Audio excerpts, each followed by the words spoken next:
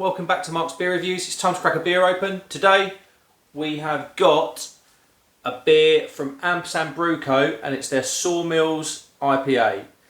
This comes in at 5.8% in a 440 can. I bought this a couple of weeks ago and I believe it cost me around about £4.50 out of their tap room in South Norfolk. Ampersand Brew Co then, kind of an upcoming brewery really.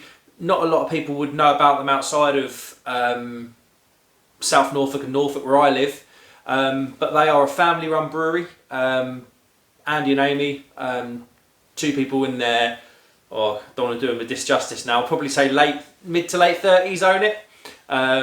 They've done wonders over the past 18 months. They've smashed it through COVID, to be honest. I mean, since the COVID pandemic they've opened a pub, that was their first pub.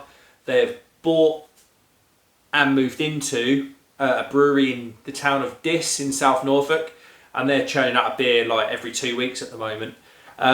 For me personally, I think Ampersand's best beers are their pales IPAs and their darker beers. Their stouts are pretty decent.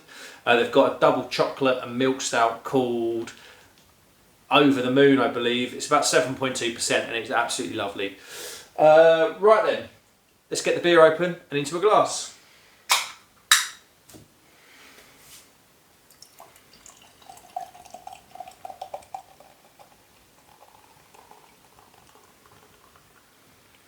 There we go.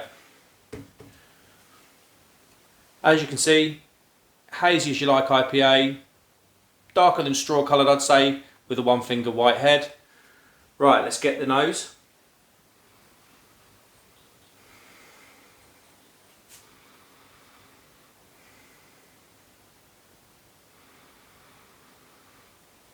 Yeah, so you get like a piney, quite very hoppy as you'd expect. You get that piney flavour. You can just about smell a bit of sweetness in the malt. And you get those sort of tropical fruit flavours that you'd expect out of the Comet and Idaho 7 hops. Yeah, I think it's going to be quite nice. Cheers everyone.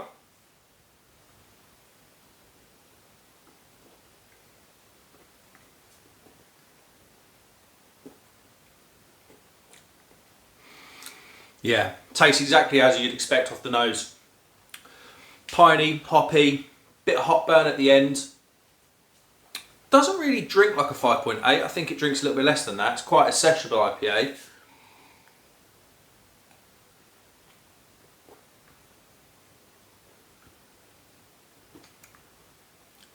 It's not really ever sweet, which I like as well. I think we've just come out of that, I think we're coming out of that crazy period where every IPA is as sweet as hell. You know, it just stinks of pineapple. Every IPA kind of got like that at one point. But this is very different. This is very, very much a more of a bitter IPA. You get a good bitter finish, hoppy finish at the end, which is quite nice.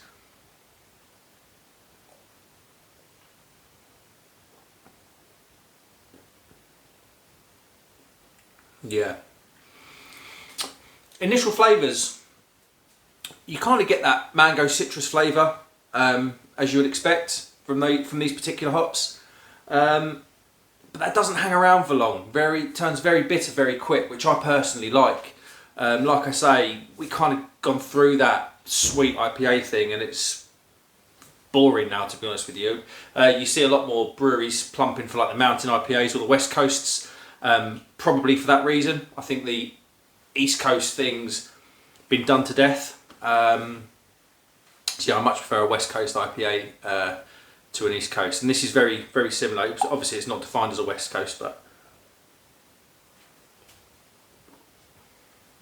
Right, let's read the can then. I quite like that. I'm going to go in again in a minute. Sawmills is our series of house IPAs, taking its name from the location of our new brewery and tap room in Diss. There you go. It's on Sawmills Road, I think, actually.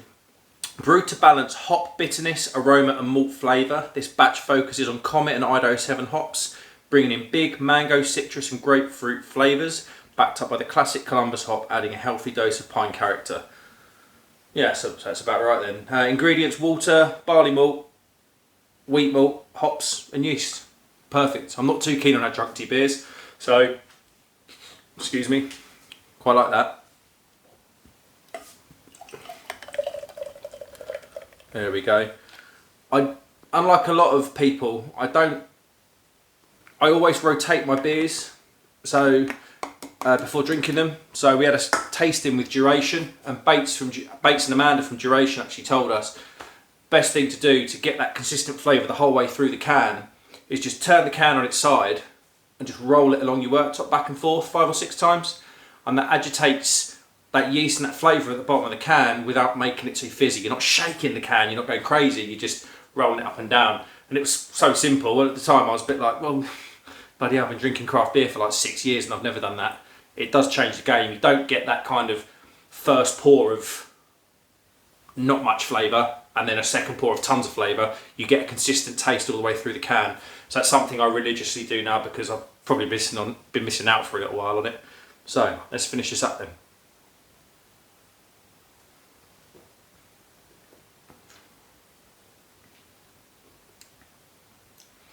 Yeah, it's just, balance is obviously a word that we sort of look for when we try the beers. Everyone does. You don't want an unbalanced beer. I quite like that. It starts off quite sweet and then bitter at the end. Like I say, hangs around for a long time.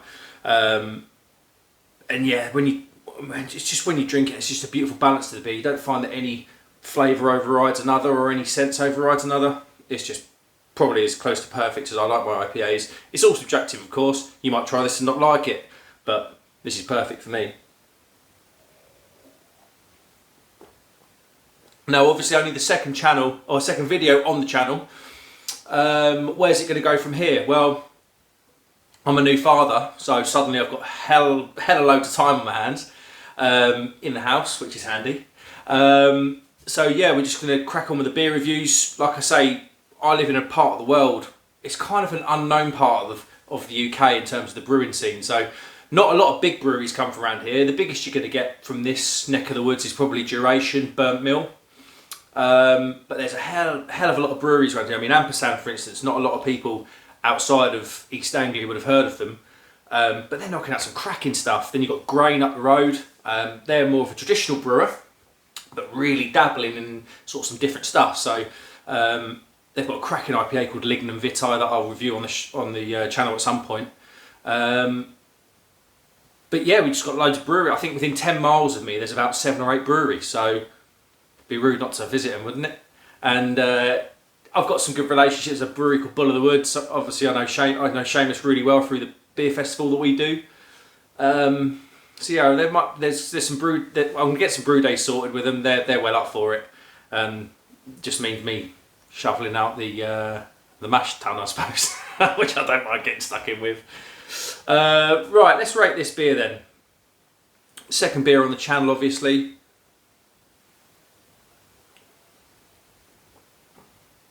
I really like it. I really like it. Doesn't drink to its strength, which is a massive plus, because IPA sometimes 2 or 3 cans and you're done. You could probably get through family barbecue in the sunshine. You're probably getting through a good 4, 5, 6 of those comfortably. That'll whack you though when you go to the toilet, when you get up from the old meal and you start staggering around. But yeah, you can comfortably do 5, 6 of those easy. My rating for it, I'm going to do all my ratings out of 5, as I said in the last video, in line with Untapped, so you can always go on my Untapped and see me on there. What would I give this? It's only the second beer on the channel, so I can't be too harsh or generous. I'm going to give that a solid 4 out of 5. I really like that, and I think a lot of people will like that. It's not sweet, it's not too sweet, which is nice. I'm sick of those sweet IPAs. I've got to be honest, I've drunk so many of them. Yeah, 4 out of 5. 4 out of 5 for Mark's beer reviews. Any comments, please stick them down in the comments box. Like the video and please subscribe, it do me the world of good. Awesome. See you next time.